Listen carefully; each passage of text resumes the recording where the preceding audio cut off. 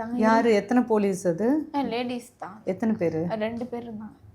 தனியாக ரூமில் வச்சு இந்த மாதிரி தான் என்கொயரி இந்த மாதிரி தான் பண்ணுவாங்களா அப்போ?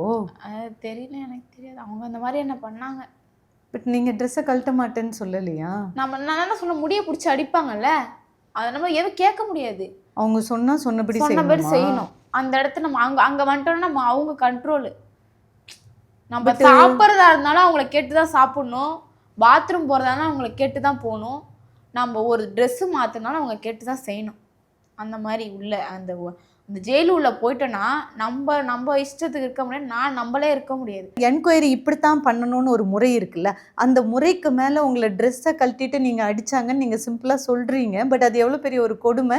23 வயசில் ஒரு பொண்ணுக்கு இந்த மாதிரியான ஒரு என்கொயரி, இந்த சம்பவம் குற்றமே சுமத்தி இருந்தால் கூட ஒரு சிசிடிவி ஆதாரம் இருக்கா, அதெல்லாம் வேற. இப்படி ஒரு விசாரணை நடத்தணுமான்னு ஒரு கேள்வி இருக்குல்ல.